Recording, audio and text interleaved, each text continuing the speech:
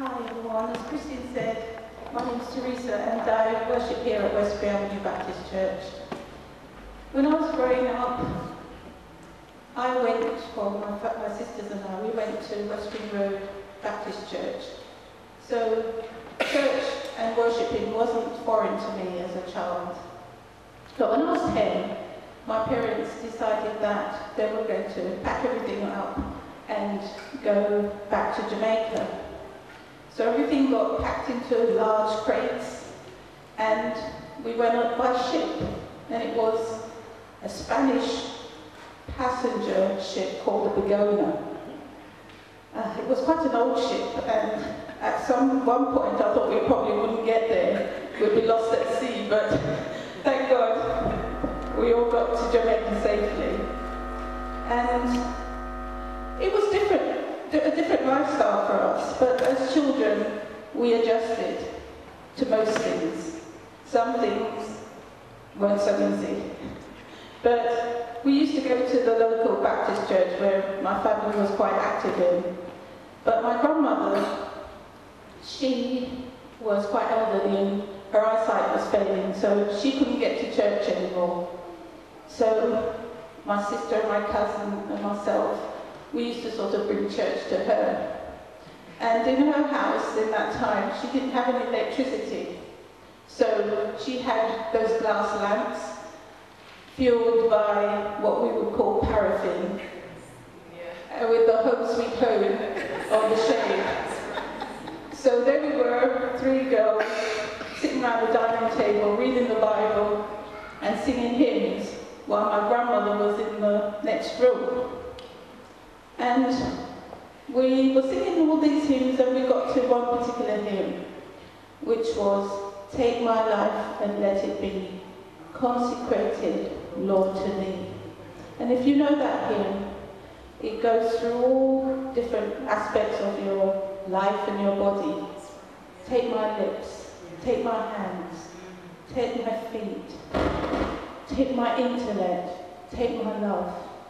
And as I sung that hymn, it became a prayer to me. And the more I went through it, the more it meant to me. And I just saw it as a prayer, and I felt God wanted to change me. God wanted to make me beautiful, and I wanted to be changed. And by the time I got to the end of that hymn, I started to cry. I put my head on the table and I was sobbing away. And my sister and my cousin, they were a bit surprised, and they started shaking me and saying, "Are you all right? What's wrong?" And I heard my grandmother from the next room saying, "Leave her alone, she's okay." Then all of a sudden, they screamed and ran out of the room and left me on my own. So I was still in my state with my head down and my eyes closed. And I thought, well, what is it that would make two young girls from the UK scream and run out of the room? And I thought, of course, it must be some sort of creepy crawly.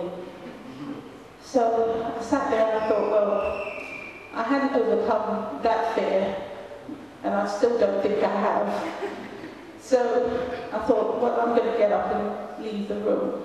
So I went into the room where there was, sort of huddled in there, and I thought, my poor grandmother, they must have taken a couple of months of her life, frightening her by just screaming and rushing into the room. So they said to me, "Didn't you see it?" I was thinking, well, see what? I was crying and I had my head on the table, and I wasn't going to look around the room before I left. So they said to me, "Go and look." So I sort of sheepishly went back and peeked in the room and looked where they told me to look, which was on the picture frame that was hanging on the wall near to the door.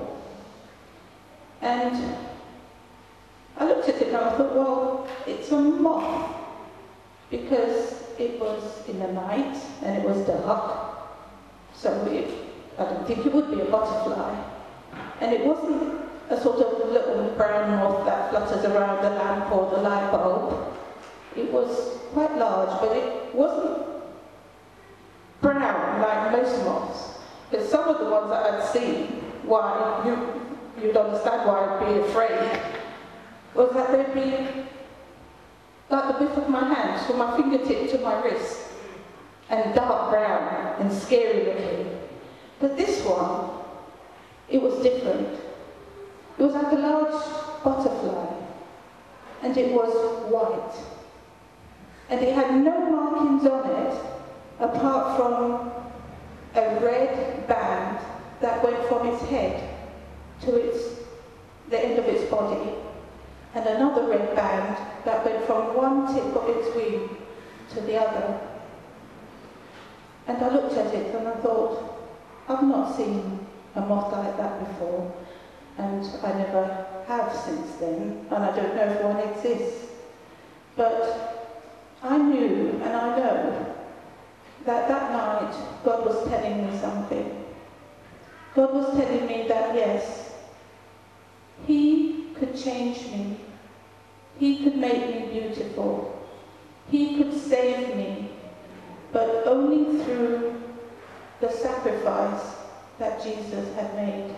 His death on the cross and the shedding of His blood. And so that night, I had given my life to Christ. But I thought to myself, I was excited, and I thought, well, I've got to go to the next stage. And that was baptism. But I didn't exactly go to someone and say, well, I've given my life to Christ, I want to be baptized. I just kept quiet, and I knew that in church, I'd seen it before, that the minister would give an altar call and invite people who wanted to give their life to Christ to come to the front. So I thought, well, I'll wait for that opportunity, because I know what will happen after that. I'll be able to get baptized. I'll have teaching and I'll be baptized. So it took a while. Actually, it was about 3 years. And I was home from school, and that day in church, the minister invited people to come to the front, and I thought, now this is my chance. And I wasn't going to let fear or the fact that I was a shy child stop me from achieving what I knew I needed to do. So as soon as he said it, I rushed up to the front. And then when I looked around me, my sister was standing next to me, and my cousin was standing next to me. And I thought, great, wonderful, we're all going to get baptized together. So we had our teaching and we got baptized. And that was a wonderful day for me. And before I finish, I would say to the children and to the young people, if you know God is calling you, don't turn Him away. He wants to change you, to make you beautiful, to save you now, so that you can serve Him while you're young, and God willing, serve Him while you're old. He wants to give you the abundant life now. So please don't turn away. Give your life to Him if you know He's calling you. Amen. Amen.